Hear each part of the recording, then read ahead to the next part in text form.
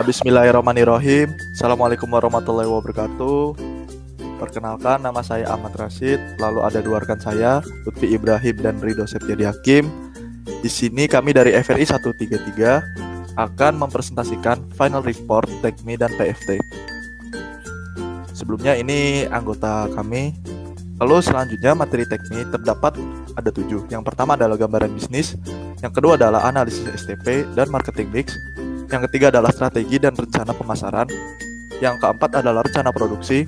Yang kelima adalah rencana SDM. Yang keenam adalah proyeksi keuangan. Yang ketujuh adalah analisis kelayakan. Lalu akan dijelaskan oleh rekan saya, silakan. Yang pertama ada gambaran bisnis. Gambaran bisnis dari FRI 133 adalah jembatan portable. Jembatan portable merupakan alat bantu kesehatan perpaduan antara besi plat dan aluminium untuk menambah kesan estetik pada produk. Jembatan portable ini berguna untuk penyandang disabilitas agar memudahkan mobilitas. Next. Nah, yang kedua ini ada analisis STP. Berikut adalah segmentingnya dari sisi geografisnya. Jembatan portable akan dipasarkan pada lingkungan kesehatan terutama di rumah sakit daerah kota.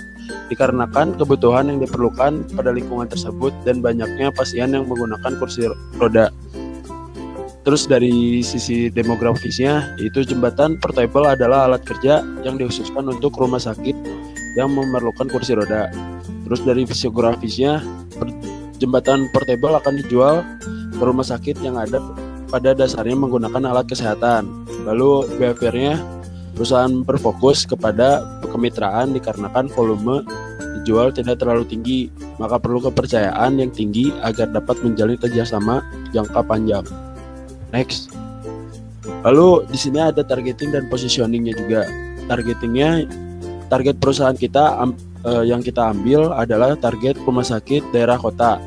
Perusahaan kami akan menggunakan spesialisasi pasar untuk menargetkan perusahaan lain yang membutuhkan produk. Hal tersebut tidak mengesampingkan kemungkinan industri lain yang membutuhkan produk ini untuk menjalankan bisnisnya. Lalu dari positioningnya, jembatan portable adalah suatu alat bantu kesehatan yang mudah digunakan. Alat ini digunakan untuk memudahkan mobilisasi penyandang disabilitas tadi menggunakan kursi roda. Dengan alat bantu kesehatan ini, membuat pengguna menjadi lebih mudah, membuat masyarakat tidak perlu khawatir dalam mobilisasi kursi roda dengan kegunaan yang dimiliki. Kami memiliki tagline sendiri yaitu aman, mudah, nyaman. Tagline ini membuat customer lebih mudah mengerti tentang produk kami. Lalu ada marketing mixnya. Dari produk, jembatan portable merupakan alat bantu kesehatan perpaduan antara besi plat dan aluminium.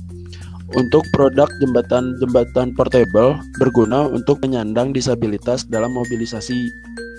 Untuk tempatnya itu perusahaan kami namanya Martel Company yang akan didistribusikan ke rumah sakit yang ada di Jawa Barat. Untuk harga, jembatan portable ini akan dijual seharga Rp1.000.000. Untuk promosi, perusahaan Martel Company akan melakukan promosi melalui event di Hari Disabilitas Sedunia dengan cara mendatangi acara tersebut dan memperkenalkan fungsi dari jembatan portable. Oke, selanjutnya yang ketiga adalah strategi dan rencana pemasaran. Di sini terdapat sales forecasting, di mana yang kita dapatkan hasil dari demand forecastingnya adalah 6.481 dengan the increase of sales target per tahunnya adalah 0,10%. Lalu ada tabel berikutnya ada sales target on field survey. Tiap tahun dari 2022 sampai 2027 dari amount of buyer memiliki kenaikan pada tiap tahunnya. Lalu product volume in first year demand plus allowance yaitu 1%. Lalu di bawahnya ada production volume tiap tahunnya dari 2022 sampai 2027 dari 6.546 menjadi 6.582. Lalu selanjutnya adalah cost marketing estimation. Pada cost marketing estimation ini assumption of increase marketing cost yaitu 2%. Pada periode pertamanya dari 2022 sampai 2026, event dan website mungkin bisa dilihat memiliki kenaikan pada tiap tahunnya, dan total masing-masing tiap tahunnya memiliki kenaikan juga. Lanjut, lalu ada market breakdown. Terdapat 4 market breakdown. Yang pertama adalah potential market, available market, target market, dan level of competition. Yang pertama adalah potential market, mungkin meningkatnya pengguna kursi roda yang membutuhkan suatu alat untuk mempermudah mobilitas kursi roda. Untuk available market, jembatan portable merupakan salah satu produk alat bantu kesehatan yang digunakan untuk membantu mobilitas pengguna kursi roda. Setiap rumah sakit yang memiliki pasien pengguna kursi roda membutuhkan suatu alat untuk mempermudah mobilitas pasiennya. Lalu untuk target market, target pasar untuk produk jembatan portable yaitu penyandang disabilitas dan SA yang membutuhkan. Untuk level of competition, monopoli saat rumah sakit atau sektor yang membutuhkan alat alternatif untuk memudahkan mobilisasi kursi roda yang berkualitas. Selanjutnya, Yang keempat ada rencana produksi. Nah, yang pertama adalah production volume. Yang pertama ada selling volume itu dari 2022 sampai 2026. Dari 2022 itu ada 6.048 dan meningkat di tahun 2026 sebanyak 6.509. Selanjutnya ada production volume. Di awal 2022 itu sebanyak 6.546 dan di akhir 2026 sebanyak 6.575. Selanjutnya ada product direct material cost. Nah, di sini adalah produk-produk yang langsung tuh, material langsung seperti M5 bolt, handle sama engsel, aluminium dan besi plat. Next. Yang selanjutnya ada packaging dan holding direct material cost. Total holding material cost-nya itu di tahun 2022 sebanyak 202.939.92 juta. Di tahun 2026 sebanyak 203 juta. Dan selanjutnya ada total cost of product packaging. Itu selalu meningkat setiap tahunnya. Next. Nah, selanjutnya ada order direct material cost. Dan ada product indirect material cost, itu tuh kayak lubrikan, itu kayak pelumas gitu. Dan holding indirect material cost-nya sendiri itu ada itu. Terus ada total indirect material cost-nya itu sendiri selalu meningkat setiap tahunnya sebanyak dari 3 juta menjadi 4.756. Nah, selanjutnya sendiri itu ada tools, ada transportasi, itu semakin meningkat setiap tahunnya karena ada inflasi setiap tahunnya. Nah, selanjutnya ada depreciation cost. Ini tuh kayak depresiasi setiap toolsnya gitu. Jadi itu tiap toolnya itu ada depresiasi setiap tahunnya. Kayak mesin cost depresiasi itu setiap tahun menurun. Dari 2022 tuh ada 545.000 menjadi 509.000. Selanjutnya ada maintenance cost. Itu tuh depresiasi increasing maintenance cost-nya itu sebesar 8%. Yang pertama ada cutting mesin, yang kedua ada drilling mesin. Di tahun 2022 itu sebanyak 60.000, sedangkan di tahun 2026 itu sebanyak 81.000. Selanjutnya drilling mesin itu di tahun 2022 ada 80.000, di tahun 2026 sebanyak 108.000. Selanjutnya ada electricity cost, itu tuh kayak penggunaan listriknya. Yang pertama kita menggunakan 2 mesin. Yang pertama ada cutting mesin dan drilling mesin. Setiap mesin itu mempunyai 2. Total cost-nya di tahun 2002 itu sebanyak 6.102.413. Dan itu tuh sama sampai 2026 karena ini tidak ada inflasi. Next. Ada rencana SDM. Nah, SDM ini bakal ada terbagi dari berbagai divisi. Dari ada inbound logistik, operation, outbound logistik, terus marketing dan sales, lalu ada service juga. Boleh di-indeks aja langsung. Nah, di sini ada supply resource before recruitment. Jadi di sini tuh kita bakal nge-hiring beberapa posisi untuk membuka siapa aja yang mengisi orang-orang yang bakal ngupload di divisi tersebut. Di situ kita membutuhkan total di 2022 ada 21 orang sama setiap tahunnya juga. Setelah after recruitment itu jadi bertambah jadi 25 orang dari 2025 dan 2026 ya. Setelah di next. Terus yang kanan tuh poster bahwa kita tuh membuka lowongan kerja. Berikut ada persyaratannya dan divisi yang dibukanya apa aja. Langsung aja next. Selanjutnya yaitu pada proyeksi keuangan. Pada proyeksi keuangan ini terdapat production and operational cost. Bisa dilihat production and operational cost dibagi menjadi beda-beda tiap bagian. Ada dari material cost, dari production salary, lalu selanjutnya ada electrical machine expense dan lain-lain. Lalu kita menggunakan perhitungan seperti biasa dari 2022 sampai 2026. Bisa dilihat terdapat angka-angka pada direct cost-nya tiap tahunnya. Lalu di bagian kanan ada factory and building rent price per M. Nah itu terdapat office electric cost, production floor, total material handling, additional facility, and working labor. Lalu masih pada proyeksi keuangan ada fund requirement dan source of fund. Pada fund requirement ada fixed investment, working capital, initiation, SIUP cost, dan trade fund. Lalu ada source of fund, ada owner equity dan bank loan. Di sini terdapat akumulasi pada owner equity itu adalah 40% dan peminjaman bank atau bank loan itu adalah 20%. Bisa dilihat angkanya yaitu 2.100.8.342.642. Untuk peminjaman banknya ada 500.027.85.610.000. Lalu totalnya bisa dilihat ada 2.428.302. Untuk di bawahnya ada attribute of installment calculation, ada total debt, loan repayment, interest rate, dan lain-lain. Untuk installment calculation per tahunnya terdapat per tahun beda-beda pada remaining debt, total principal installment, total interest expense, dan total installment. Lalu pada proyeksi keuangan selanjutnya ada cost of goods sold. Pada bagian ini terdapat beda-beda bagian, yaitu ada direct cost, overhead cost, dan tabel of product selling cost. Ini adalah hasil pada proyeksi keuangan perusahaan kami, Martelkom ini bisa dilihat tabelnya. Lalu di sebelah kanan ada production. Untuk selling volume, production volume, dan final inventory tiap tahun memiliki kenaikan. Lalu proyeksi keuangan selanjutnya adalah profit loss income statement.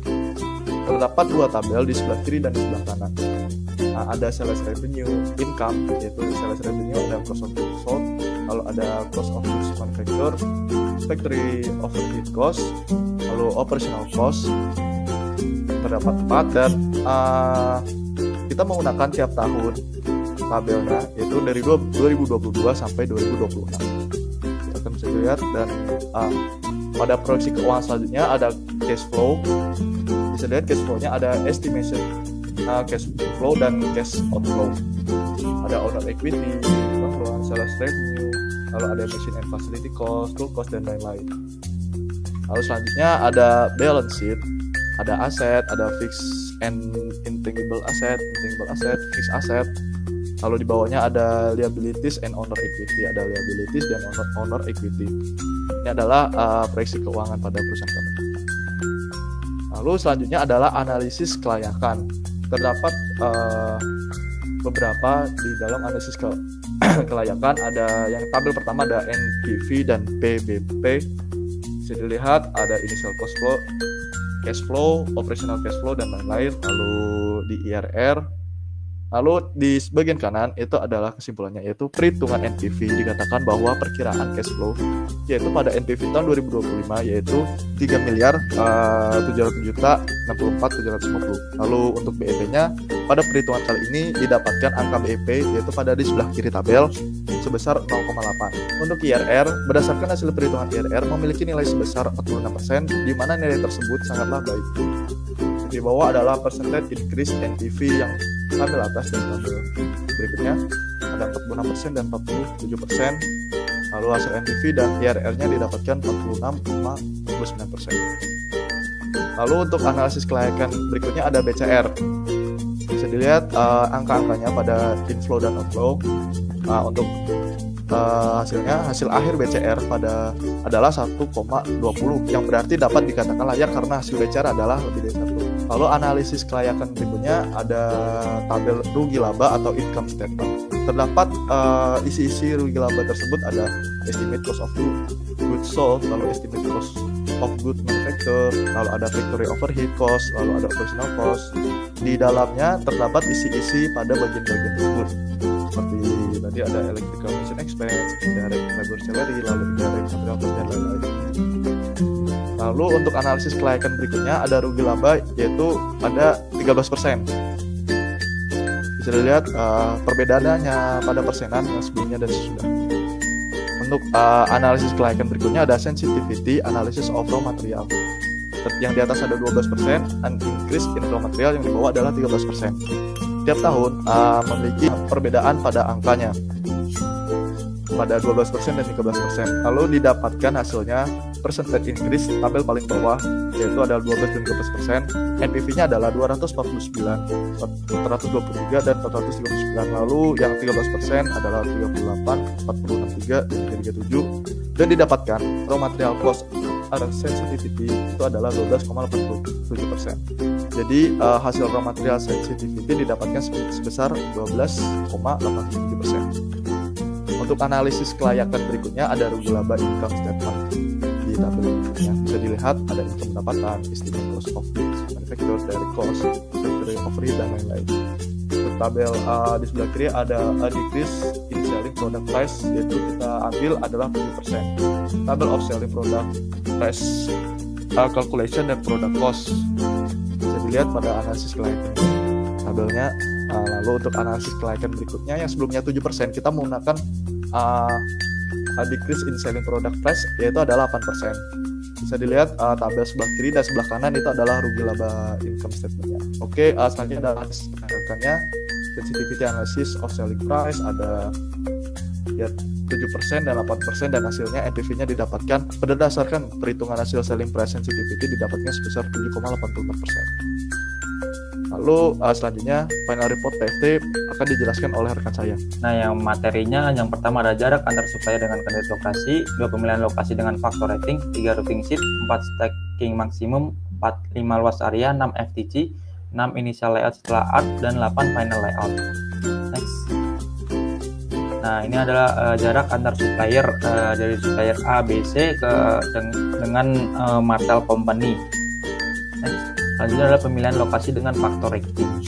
Di sini kita menggunakan kuantitatif dan kualitatif. Kualitatifnya adalah UMK, harga tanah, ketersediaan tanah, supplier, jarak supplier, dan kualitatifnya ada transportasi akses, kultur citizen, human resource, dan potential market. Nah, di sini kita tuh ada 3 alternatif. Yang pertama ada Kabupaten Bandung, Kota Bogor, dan Kota Bandung. Dari ketiga alternatif ini kita pilih Kabupaten Bandung karena high skornya yang paling tinggi sebesar 82,99. Next. Nah, selanjutnya ada routing sheet. Routing sheet ini tuh kayak gambaran kerja kita, gambaran kerja dari pabrik kita gitu. Kita memproduksinya tuh gimana gitu, alur-alurnya tuh ada di sini semua. Yang pertama ada kayak bersifat itu ada apa operasinya, sampai pada terakhir itu kayak assembly-nya itu jembatan portable, packaging area, dan total actual machine record-nya itu sebanyak 13. Next. Nah, ini adalah MHE yang kita gunakan. Kita menggunakan troli yang dimensinya 1,2 kali 0,8 dengan kapasitas beratnya itu 800 kg. Selanjutnya adalah fasilitas yang kita gunakan. Itu yang pertama adalah measure area pertama, cutting area pertama, measure area 2, cutting area 2, assembly area pertama, inspeksi area pertama, drilling, assembly area kedua, inspeksi area kedua, drilling kedua, assembly area ketiga, inspeksi area ketiga, dan packaging area. Dari setiap fasilitas itu terdapat part-part yang kita gunakan dalam operasi seperti besi plat, aluminium, handle, engsel, dan lain-lainnya. Lot size-nya itu sebanyak 1.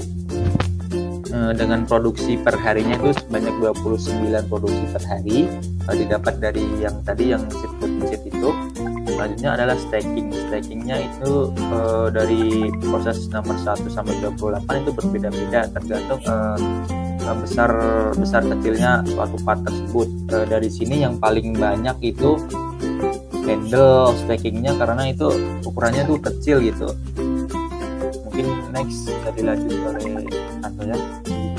Jumlah waktu pengantaran dari tabel yang pertama itu ada unit roti 1. Jadi untuk membutuhkan waktu 1450 ini dalam menit. Lalu yang kedua unit loadnya 29 membutuhkan waktu 816 menit. Nah, dari sini ada operationnya. Dari ABCD ini membutuhkan waktu masing-masing berbeda. Dari ada A untuk 2 menit, B untuk 2 menit, C 4 menit, dan seterusnya. Bisa di next. Nah, di sini ada jumlah frekuensi pengantaran untuk setiap prosesnya. Jadi dari setiap bisa dilihat dari yang tabel yang pertama itu ada dari REC GGBU part handle itu beratnya 100, lalu stacking maksimum 320, load size-nya 1, read terus itu prepare unit, lalu itu ada selected unit load, lalu ada total stacking, lalu ada total prepare unit weight, lalu ada unit membutuhkan berapa, lalu MHE-nya itu trolley, kapasitasnya ada 800 dalam satuan kilo, lalu ada kapasitas unit, lalu ada kapasitas total maksimum unit load, lalu ada frekuensinya. Nah di sini tuh pengantarannya dari berbagai part yang kita tadi butuhkan tadi, dimulai dari handle, engsel, aluminium, besi plat, box, terus ada M5 bolt. Nah itu bakal ada perpindahannya dari satu tempat ke tempat lainnya. Bisa di next langsung. Nah di sini ada luas area dari masing-masing tempat.